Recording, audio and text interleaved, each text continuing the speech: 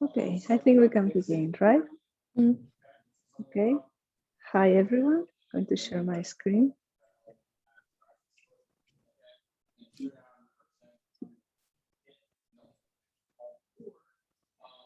Hi, we're going to be talking today about collab lessons, and it will be me. My name is Marina Escámez Ballesta from the Spanish, Italian, and Portuguese department, and Gio from the is an instructional designer at the CTE. So the first thing I want to say is, what is lessons? What does lessons do?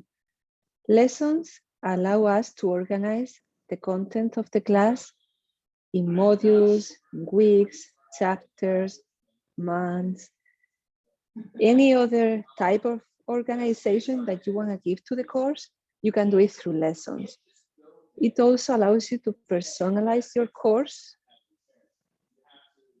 with resources, with media, with activities, links, and everything. Here you can see an example, then we'll see it in Collab, but this is a picture.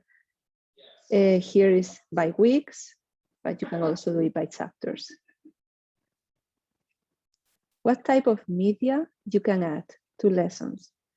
You can add text, hyperlinks, you can add videos, images, checklists, tests and quizzes, assignments, subpages, comments. You can add content from students, everything you may need for your course.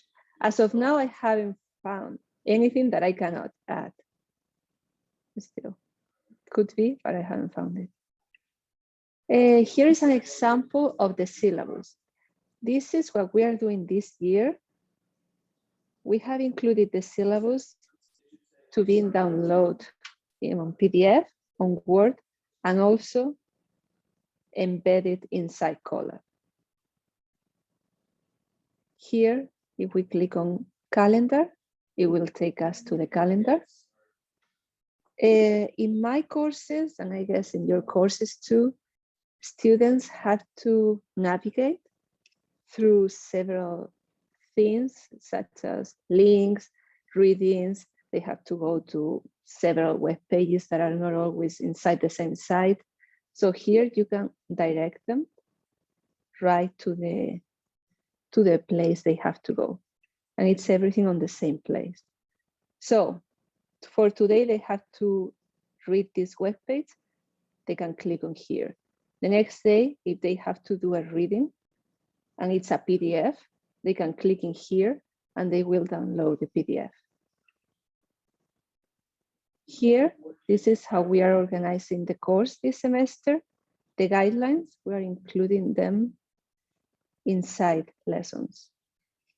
And they find all of them together on the same place. Here, for example, other resources to practice Spanish. Usually, I started doing this because students, a lot of times, they email us to ask for more resources, or they come to our office to ask for more resources. Where can I find more resources to practice this? Where can I find more resources to practice this other thing? Instead of giving every single student the same resources, if we put them here on lessons, you will avoid all those emails and students will be free to practice at home. This is how I put sometimes my home page with the honor code, the information for the course. If your course, my course has several codes, so and students may lose them. So if they are always there, they never email you asking about the code. You already gave them some, maybe twice or 3 times. Also, the courses can be organized, the course can be organized by weeks. Sorry, this is in Spanish, but I think you will understand it. This is, for example, Tuesday, February the 16th. They can click on what they do before class. They have to do before class. And this is what we will do in class. Here are the slides. the text that they have to read in class, and the homework for the next day. This is very useful for putting the material that we're going to see in class in advance and to allow students to plan their day and their week and how they want to study and see the course. I have received sometimes accommodations of students that need to receive the material in advance. And this is a good way to give them the material without having to send it to them by email every week. So you put it available to everyone, and also students with accommodation. So any other student that need to read the material or want to read the material in advance can do it here. What else? Also, I like putting here, if we are going to use a link with a Google Doc or Padlet or any other link that we're going to use in class. When I'm in class, I don't say, okay, let's stop. I'm going to send you the link. Now, did you guys, all of you open the link? If they know that the link is there before class, you don't need to stop the class and do that. They open the link right away and they know where to find it. I have blurred the name of the students, but I think you can get the idea. Here, a lot of times we make groups, or we may, for an assignment, they need to meet outside class. How many times have we received emails of the students saying that they don't have the email of the peer? In lessons, you can publish the groups and the emails of every member of the group. And maybe you can add other things, like the time they're gonna meet. They can add that also. In that way, you don't receive, they both have the email of everyone in the group, have the email of each other, and you avoid the day before the assignment is due, one student looking for the other student's email. So before this, I'm going to show lessons on my Collab site. I don't know if am I sharing my Collab now? No, right? 1 second. Here. Okay.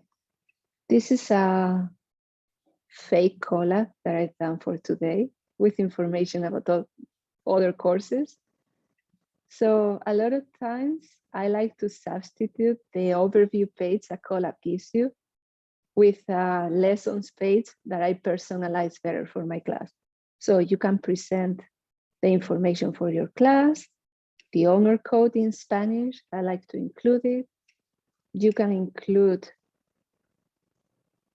sometimes if you have, for example, an event that is happening every week, instead of sending the same email every single week, you can have the flyer here and you make sure students see it, because if you send the same email every week, I'm super sure some of them don't open the email.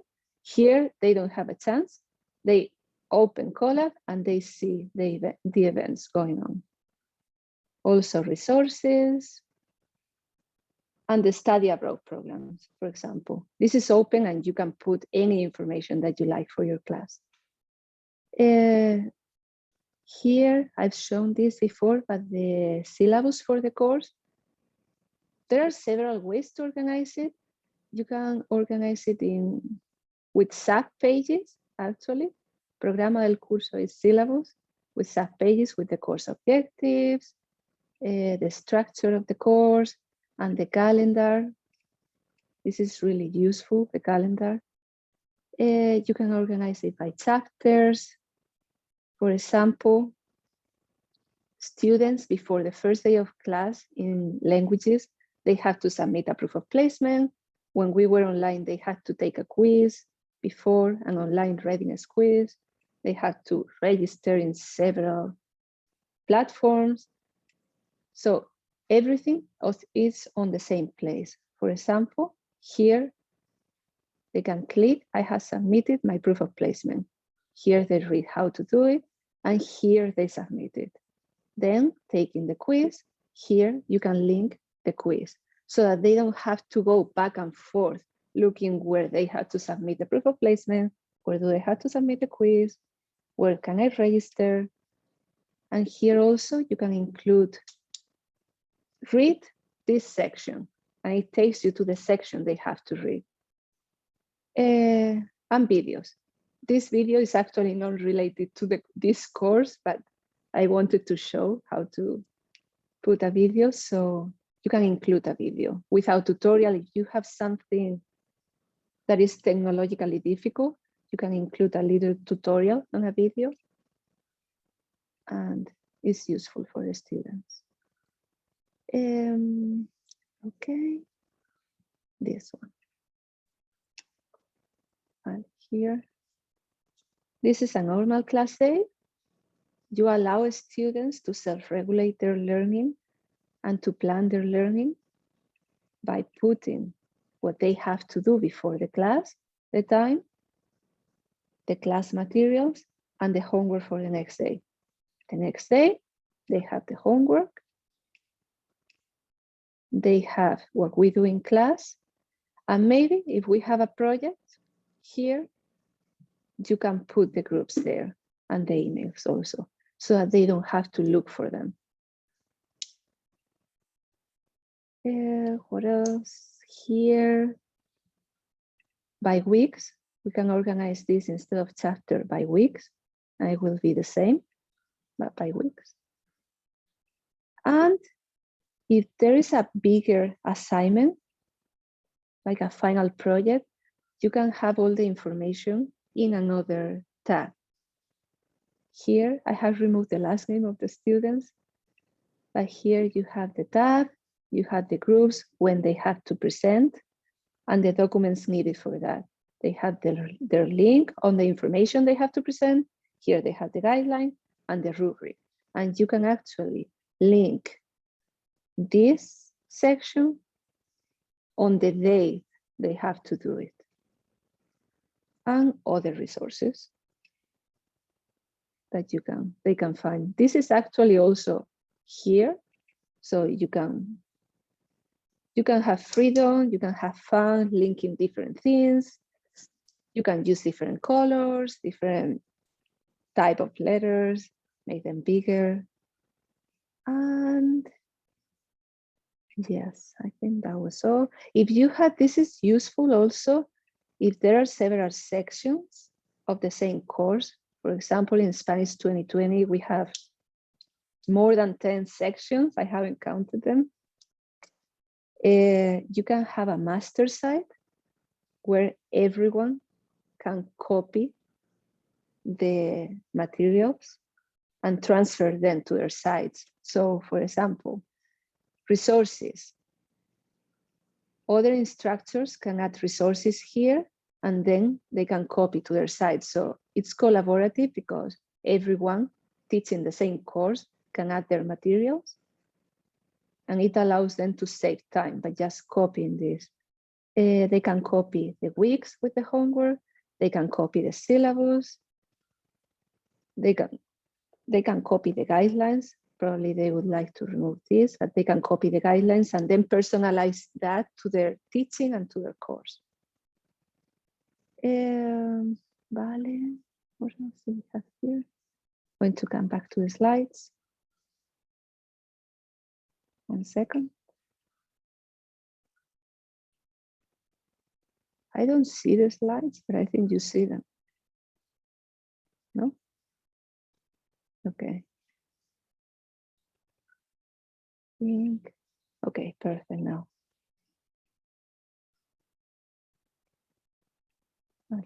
So why using this? If we can do all this in a different way, why do we use it? Or why do I like using it?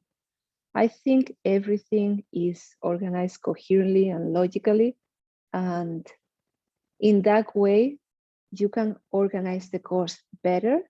You can organize the course more clear for students to understand it more clearly too. It avoids a lot of confusion, ambiguity from the students, because you reduce the amount of emails you receive about non-content questions. So where can I submit this? Where can I find the code for this? You mentioned in class this website to practice, or I forgot to write it. All those things can be found on the same place. And you don't receive emails about that. Students from the very first day know that everything can be found there, and they just go there and find it. It's very easy to follow. There is only one go-to page for finding everything. It's consistent, and they find everything always on the same place. And they students familiarize with it very quick. And you can personalize your course. It's fun because you can actually personalize your course. In a book, you cannot find those options, but with lessons, you can. And if we have, as we do, several sections of the same class, feels good to be able to personalize your course, as all of us are using the same book, all of us are using the same syllabus, but what makes the course your course? Probably that you can personalize it with lessons and also in class, obviously. Once you do it, you can only copy and paste for other years, and then just modify and tweak what didn't work.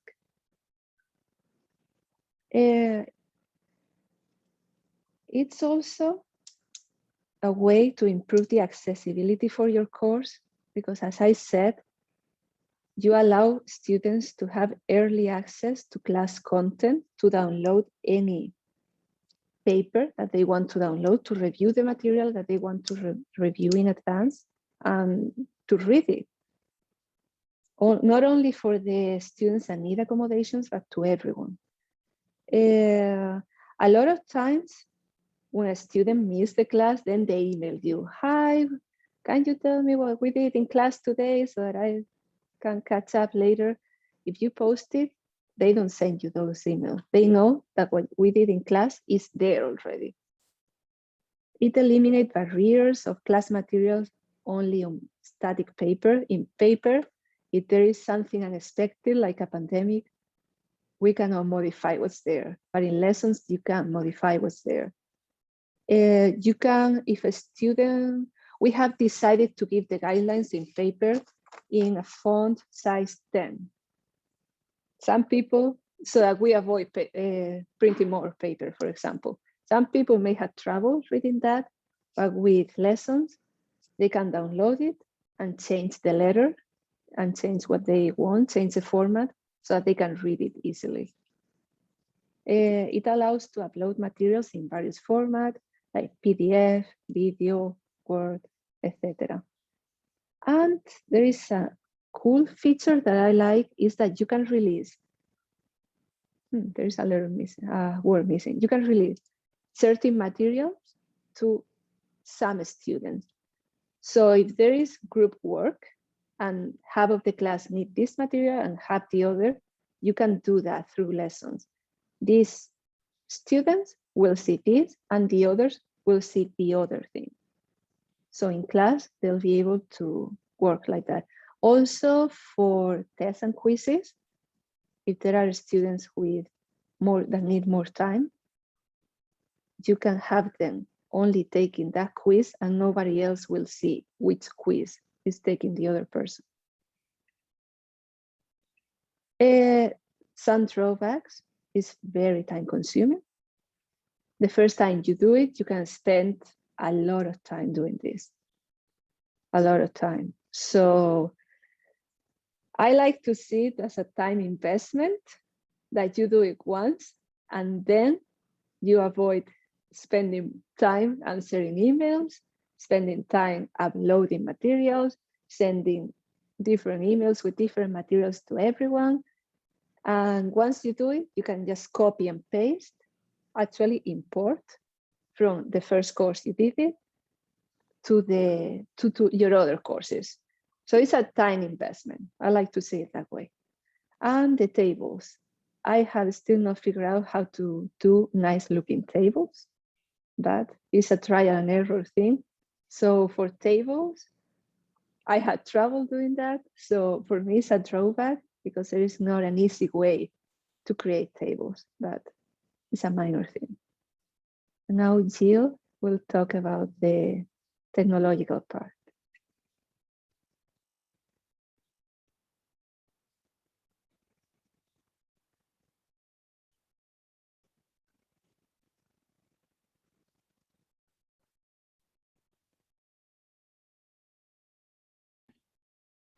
All right, you can hear me okay and see my screen? Awesome.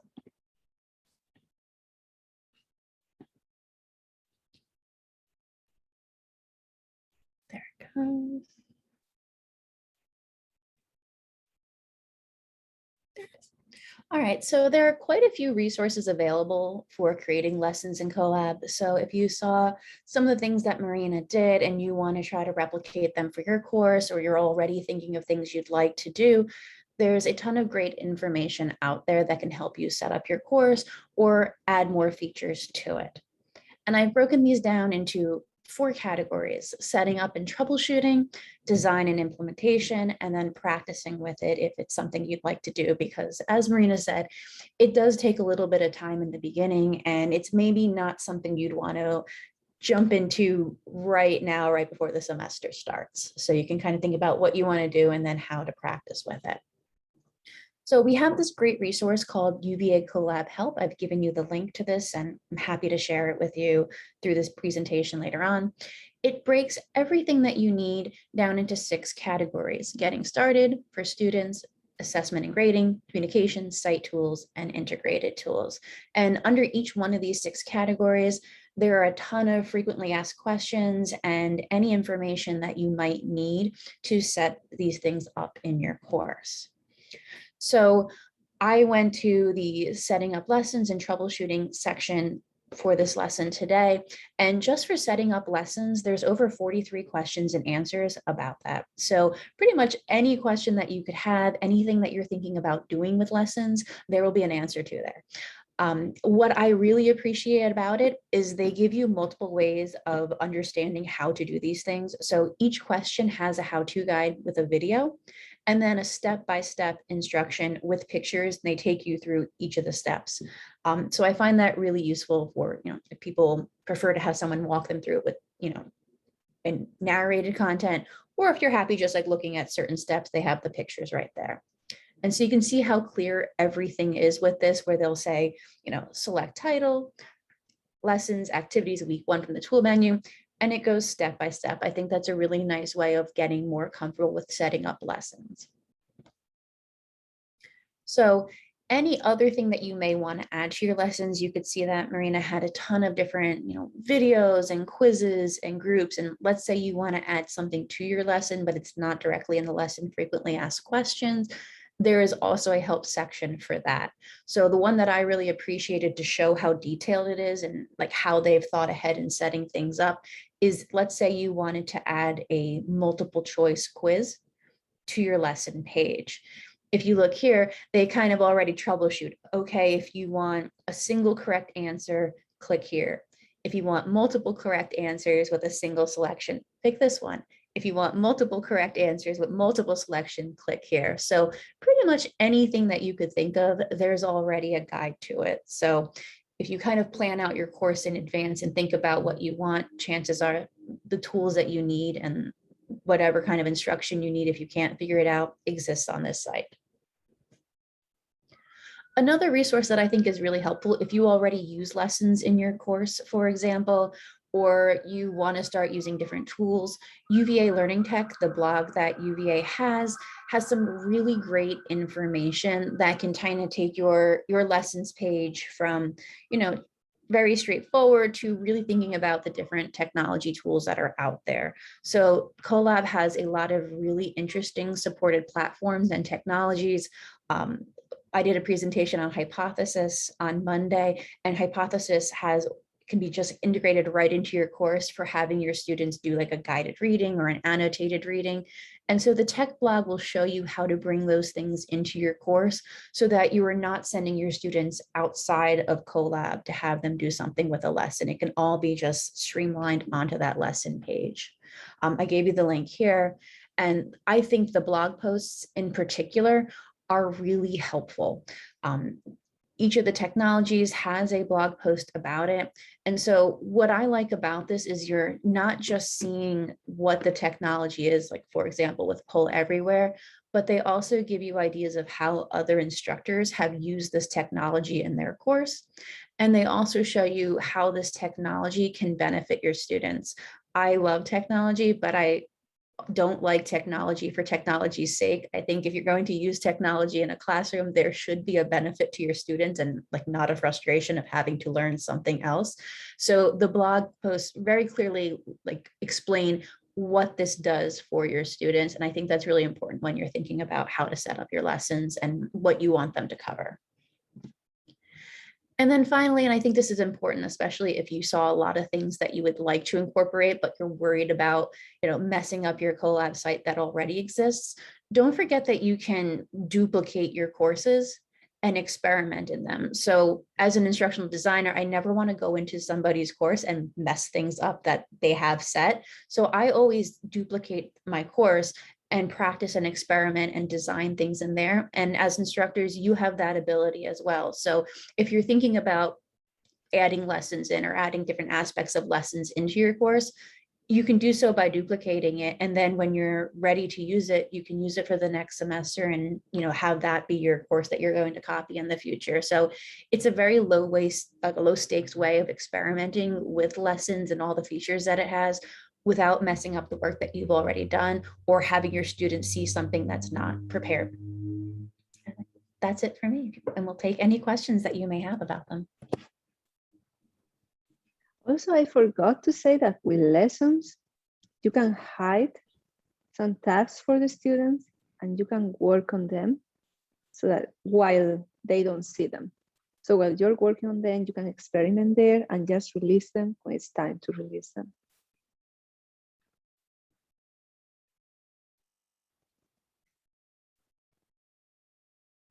If anybody has any questions about how to use it or about the material, we're happy to answer them now. Hi, this is Gianluca. I'm in applied mathematics.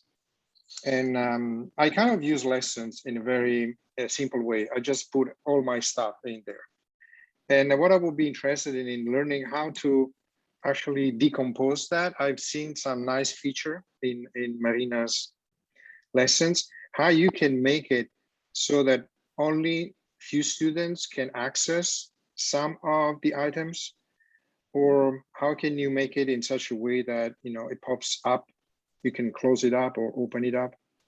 Because what happened is that at the end of the semester, my lesson page is huge, right? Because I have everything, right?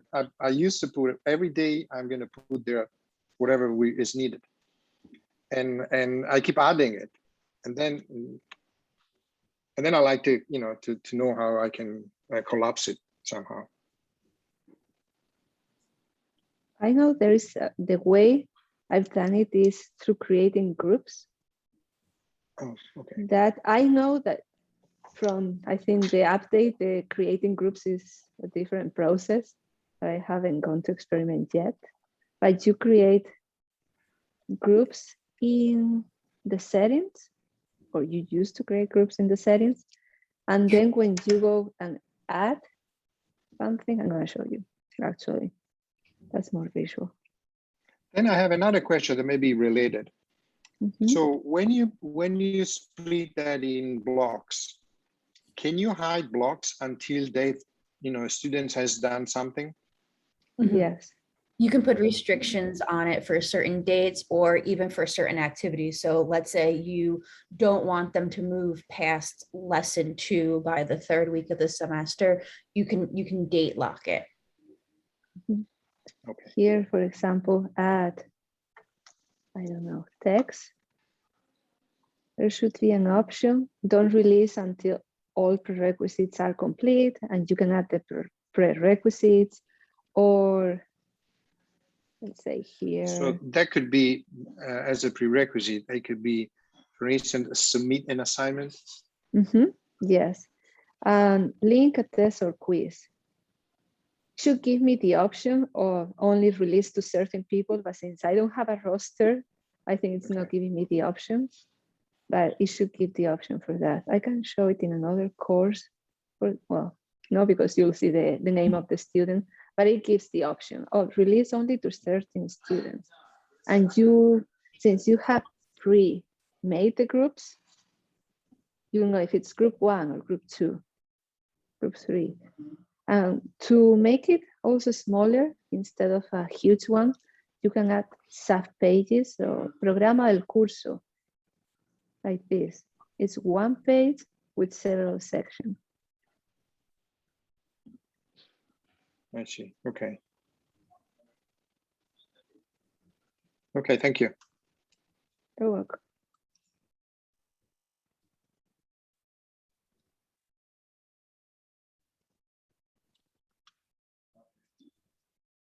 More questions?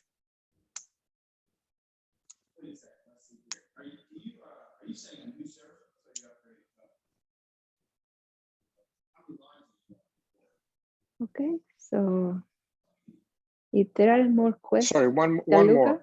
Is there a template on, you know, something that, for instance, a template of what Marina showed us, where you have a nice set of, you know, pages, sub-pages, that we can just start with and then, you know, mess around? Yes, so if you create a new course, it will give you the option for templates. And so they won't obviously be as advanced as what Marina has, right? So that one is pretty advanced, but it will give you the option to have like lessons and things like that. And so you can kind of play around with that. And I really do think that's the best way of understanding, is to create your own course and see what it can do. There was Thank you. actually a way to add a template with tables, but I don't seem to find it now. Yeah, Tables or any kind of content, yes. they updated Collab yesterday. It looks very different right now. So I think we're all trying to figure out where things went. Yeah.